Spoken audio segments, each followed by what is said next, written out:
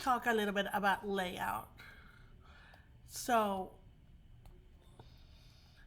so an effective layout is how you arrange the visual elements, how you make it work better. So I think some of you guys are experiencing this with the ad assignment that I provided. One of the reasons that I assigned it is because I want you to start being conscious of where elements go. So I wanted to talk to you today about the principles of layout. So there are five main principles of layout. You have proximity, alignment, repetition, contrast, and white space. Proximity is using visual space to show your relationships. So here's an example of grouping related items. So let's say that you have a layout and you have this information pertains to this, or this information pertains to this. So you want to make it nice by adding a photo in the middle and have your information on left and right. But since you want to create some kind of repetition as well on this layout, maybe you have the same layout on the following pages. So you have a nice arrangement of like text, photographs, text, photograph, text, photograph, and vice versa. And then you can also try to separate the unrelated items. So let's say that these are one items, and so find, and these are other items. So this is very specific to this. But you have to think about where do you want your reader to look at first. So you want them to go ahead and look at the headline, which is this right here.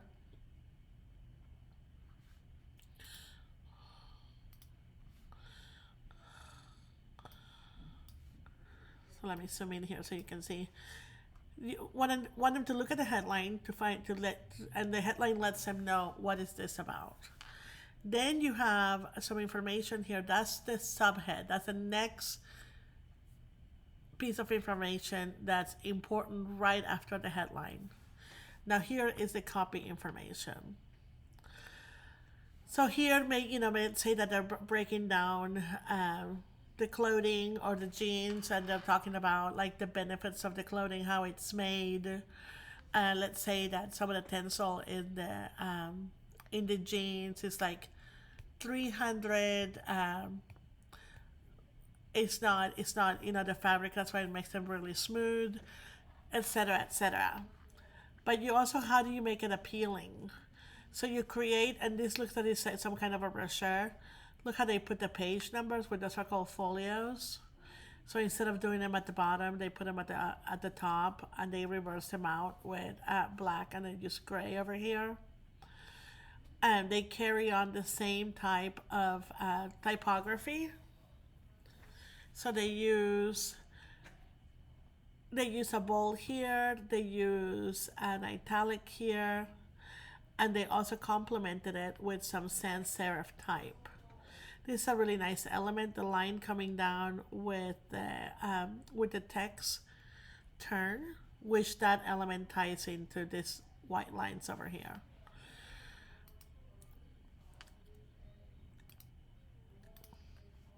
Alignment. Alignment serves to prevent your content looking at feeling disorganized, and also consistent in terms of placement. Which elements are being aligned in this spread? Why? How might using different types of alignment affects the tone of layout and publication of the article? So let's say that you're working on a magazine. So every magazine has a look and feel. So one of the things that you want to do, you always want to do a thumbnail. You can take a piece of paper, cut out. You don't even have to do it perfectly.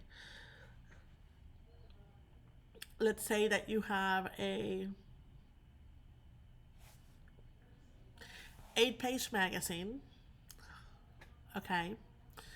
So one piece of paper, front and back, will be 4 pages. So then you put another little piece of paper, front and back, it will be 8 pages. But then you want to go ahead and see how you're going to lay it out. Are you going to have how you're planning on where are you going to put copy, where are you going to put your pictures, how is it a nice balance, and how is it going to align. So in this example right here, you'll see that they put this into two columns. So they gave themselves space. If you draw an imaginary line from the side of that red picture all the way down, it looks like there's like half an inch from here to here and from here to here. So you notice it's like they put the headline, they put the subhead, and they put the copy in here, and they kind of flow it nicely. Now this picture on the right gives it some nice balance. So it gives you the idea that these two pages are about this article right here. But you also want to align. Like this alignment right here is called full justified. And I believe we touched that before. We said left justify, far right right justify, center and justify, which is what it means is that the text fills from one end to the next.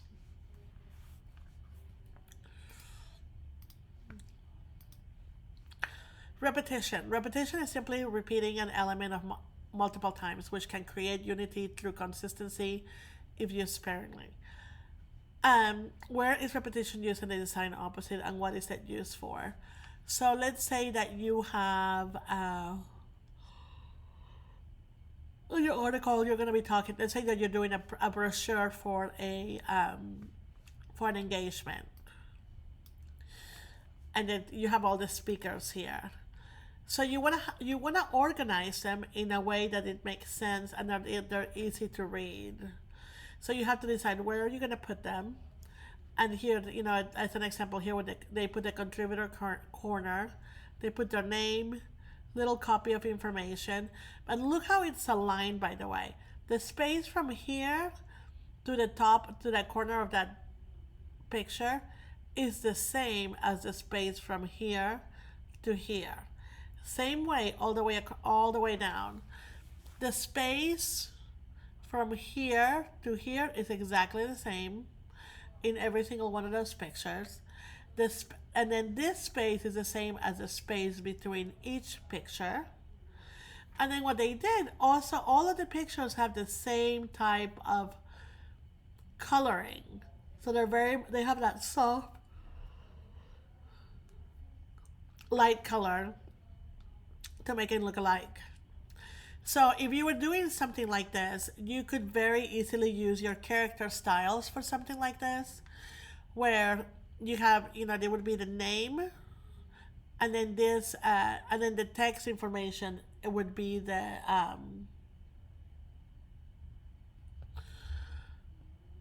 copy, and they're all the same size.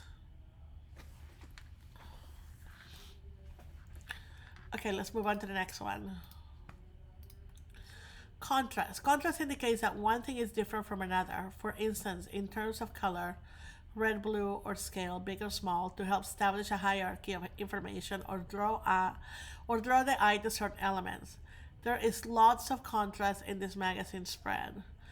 What would the designer choose to employ this contrast? So let's say you want to make something a little bit more interesting, and breaks it into sections here, and they use the reverse out type. They use white to be able to see the type, and you can see again the space from here to here is all the same. The space from here to here is the same throughout each one of these. The height of the pictures is a little bit different. You see how this is different, this is different, this is different. But the space, all the headlines are all in all caps. The space here are all consistent. And the size of the type in each one of those paragraphs is the same. But contrast, what it allows you to do, it also allows you to break up the different sections. And how they did it, like sometimes you can use like a like a block of color if you wanted to do that, but or you can do it with images how you was done in here.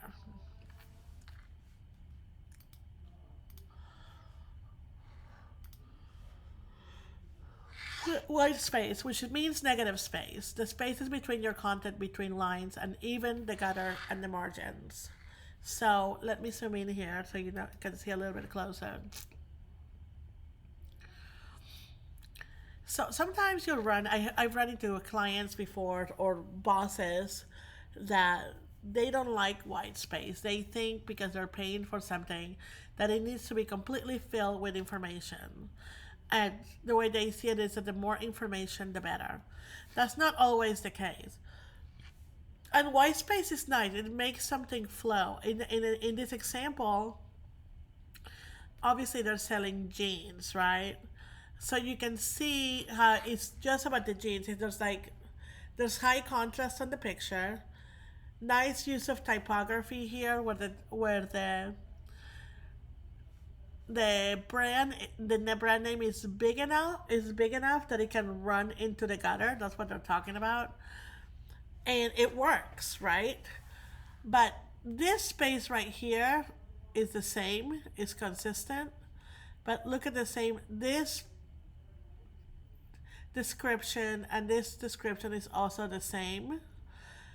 So, but everything else is a ton of white space, and that's okay. Because in this instance, the white space is actually working for you, not against you. I do want to show you something else here. Okay, so here. A lot of times when you're doing layouts, you want to go ahead and think it through. What are you going to be doing first before you actually get it to work? So as an example is like, how are you going to be breaking your columns? And then sometimes, I think I'm going to have you guys do this activity, which you basically just showed me in a piece of paper how you would give me a couple of examples of layout. So let's say that this yellow one is actually a quote, and then these are information. Let's say the red over here is probably a headline, and then you broke that piece of that page into 3 boxes.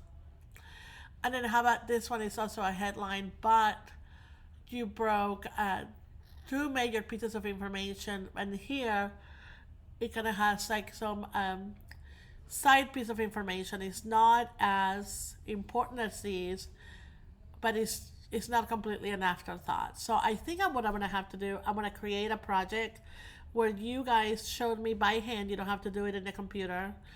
Where some just examples of layout.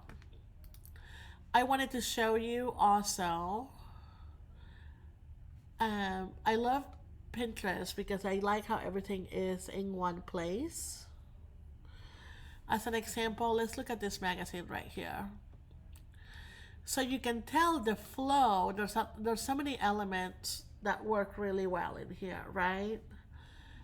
First of all, you can tell that these 3 pages definitely go together. The element of the yellow outline around the box, it's in all 3 pages. Also look at the spacing between the edge and where the copy actually is. They're not really bleeding a lot of images to the edge, except over here where they actually bleed the color yellow. The yellow outline around the photos, all the photos are black and white. It's the same thickness. And then other than that, you do have a lot of white space around it, and it actually makes it for a really nice layout.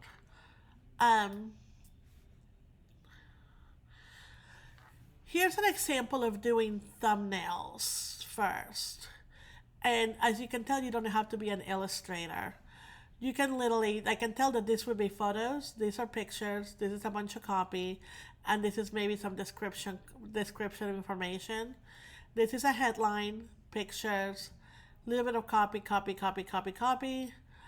And you can tell how everything, you can guess how things are going to go together. Do not jump, if you're working on a layout, don't immediately jump on the computer. What thumbnails, which is also sketching, what that allows you to do is to work through your bad ideas first. I have sometimes some students, and I usually have a couple of students right now in my portfolio class that are working on logos. And they keep working on the logo through it by using Illustrator. But they're not really funneling through their ideas. It would be so much easier to take a piece of tracing paper, and if there's an icon that they like that they're using, literally trace it out, okay? Trace it out, and then a way to put the the name of the company in different places. Maybe like one of them had a flower. Maybe you cut off the flower, and maybe you just do part of the flower. Maybe you just, and then maybe you do the whole flower. But you want to run through this idea by hand first. That will make it the strongest layout. Look at this other example over here. Pay attention to how big the text is. When we're starting out, it seems like we want to do text really, really big. Okay, so we usually get smaller. And you want to go ahead and print out everything. Because sometimes I print out everything, because sometimes I'm looking at something, and I'm thinking, okay, you know what? That text needs to be a little bit bigger, it needs to be a little bit smaller. I mean, you don't have to print every time you make a change, but print before you make the last change, because I did a business card one time and I didn't print. The information that was way too small. So you want to go ahead and avoid that. So I'm gonna send you this link so you can keep looking through this at some layout ideas, and then I'm gonna upload the exercise on you showing me how to mark out the layouts, and let me know if you have any questions. And I hope you're enjoying the class. Thanks. Bye.